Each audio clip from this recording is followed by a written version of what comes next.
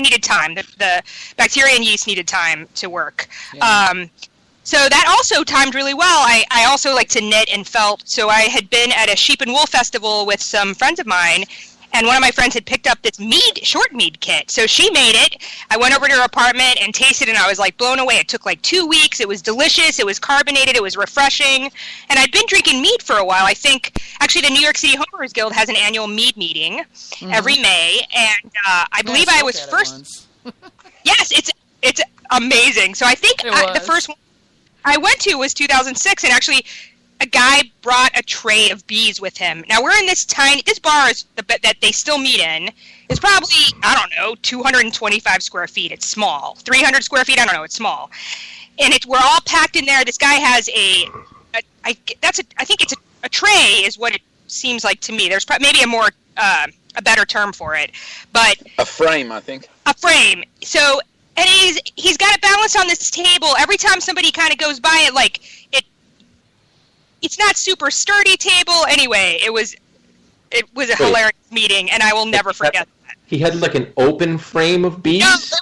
No, they were, it had like plexiglass on it or something. Yeah, it's an observation hive. Bobby's typing on the Skype, and he's going Burp Castle observation hive. Yes. Yes, there you go. Thanks, Bobby. Burp Castle. What on earth is Burp Castle? Oh yeah, that's Burp the name Castle. of the place. That's the name of the bar, right? Oh. Yeah. I thought he said an observation hive was known as a burp castle. No. That's the name of the pub. Yeah, I've been there a few times. It's great. The monks. I don't know when it is exactly, but there are certain times in that place that the monks actually come by and shush you if you're talking. Yes, and they still do that. Oh, they don't wear. So the bartenders wear. They don't do that so much, especially not in the summer. Right. But yes, it still happens sometimes. That's awesome. That is a classic New York City craft beer bar. Yeah, just made me homesick. Manny lives in Miami, but he's from up there. Yes. But that was the first time I was introduced to mead, and I like mead, but to be quite honest, I like to drink lower alcohol beverages. Usually, I'm a smaller person, and I generally like drinking in a social setting. So if I'm going to hang out for like 4 or 5 hours, lower alcohol beverages where it's at for me. So you like standing, yeah. Yeah, standing is good. Or even sitting for me, let's be honest. So,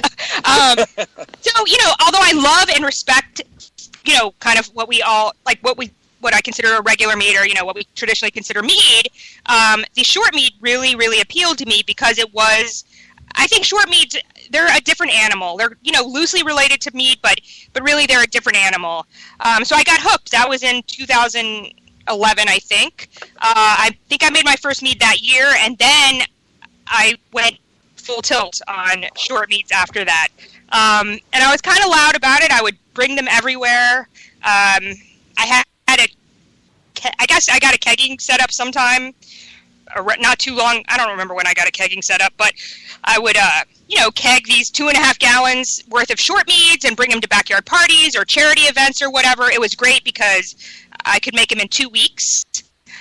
So if somebody needed, was doing a local charity event or some kind of event that they wanted some beverages poured at, I could, it was pretty easy to whip one of these up.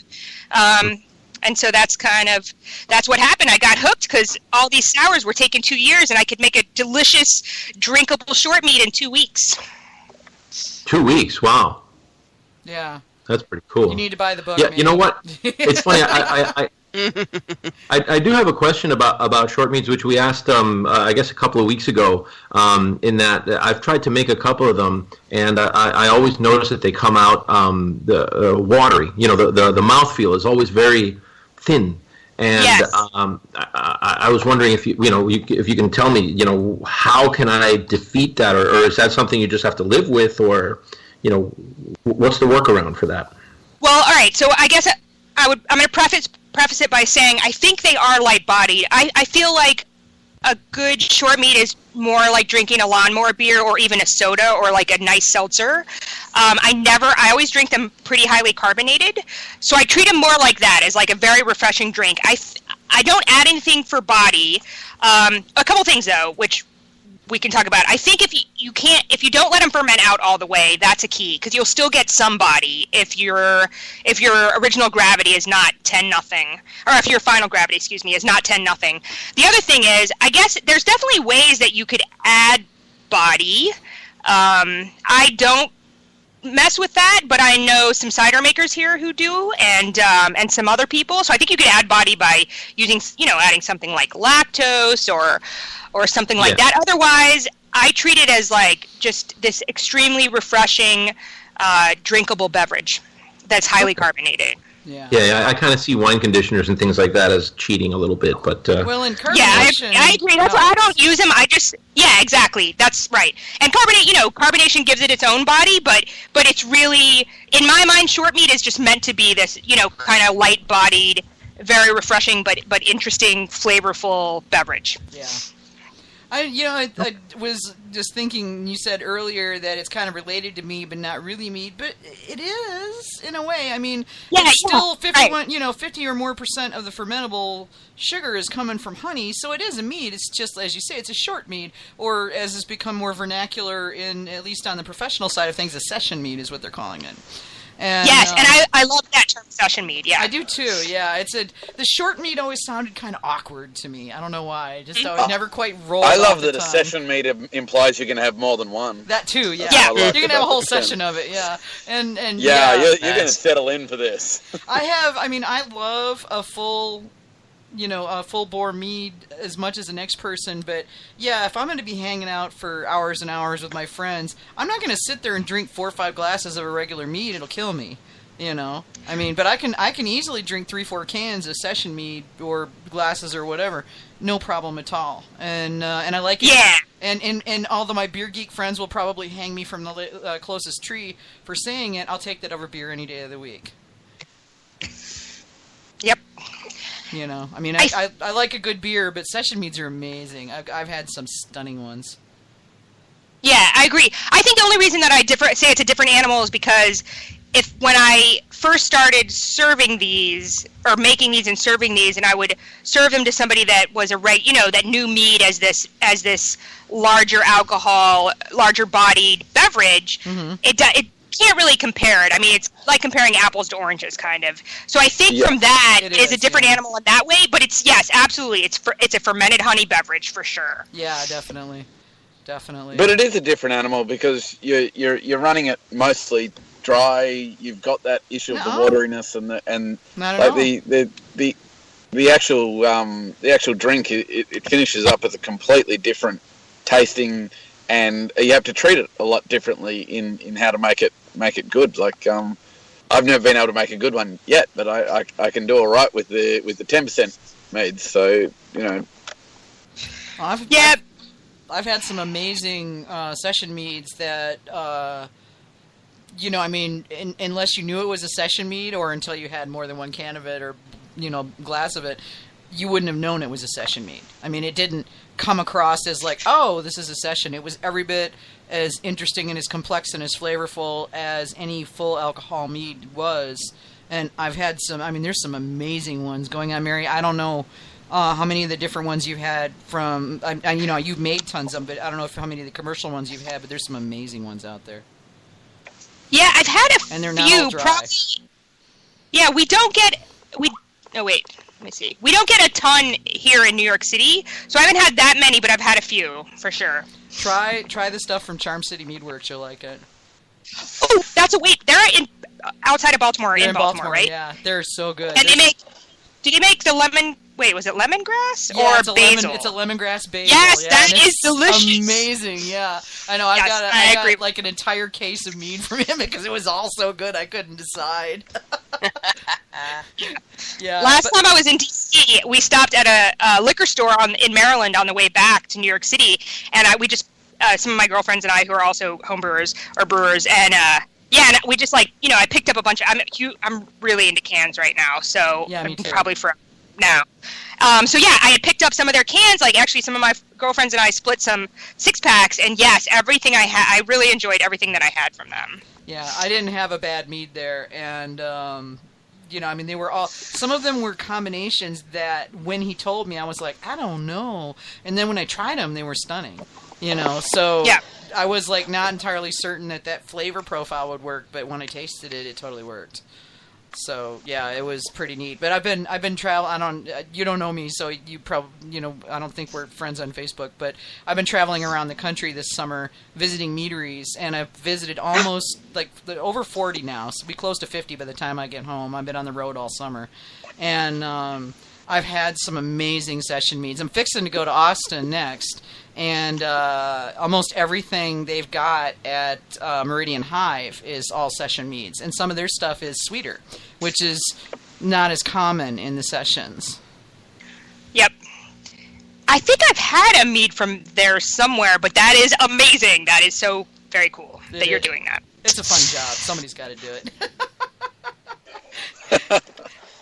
But yeah, we're just living and working out of the RV for the summer, so it's kind of cool. But yeah, I mean that's really neat. So what kind of flavors do you like to put together?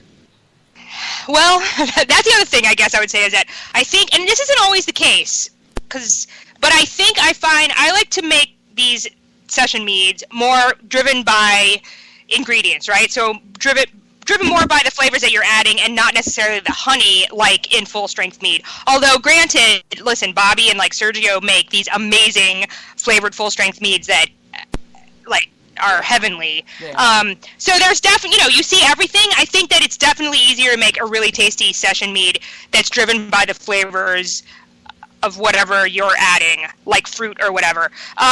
So I started, probably the recipe that got me the book contract is strawberry peppercorn short mead.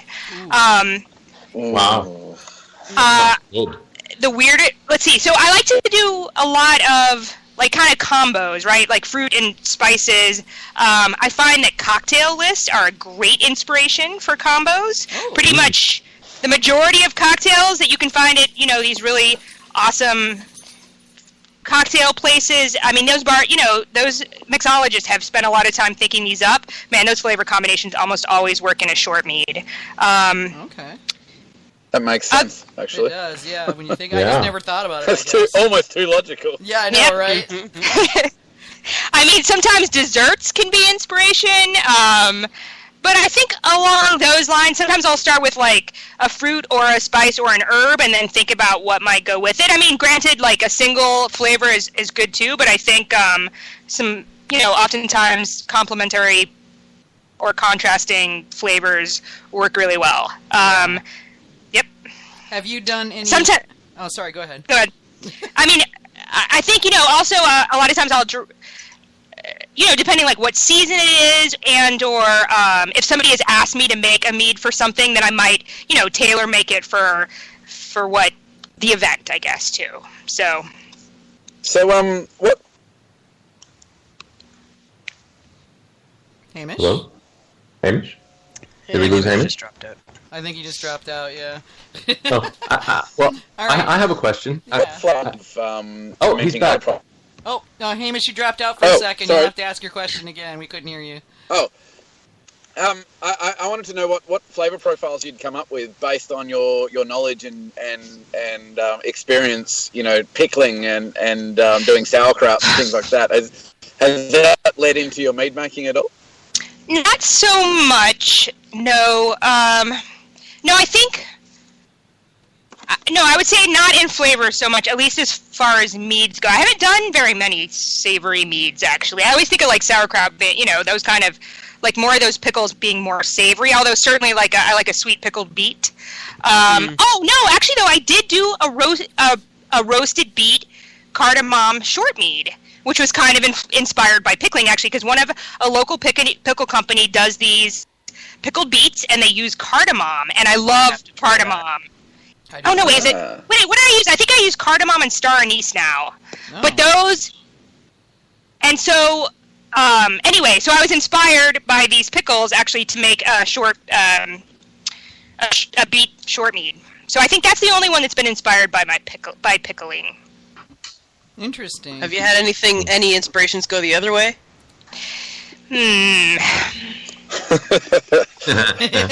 Have you tried of peppercorns?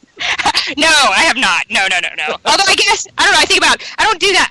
I don't do that many crazy stuff. The only thing I make fermented cashew cheese, and I do a lot of flavors, but I don't think there's not much crossover, I guess, between the two. I don't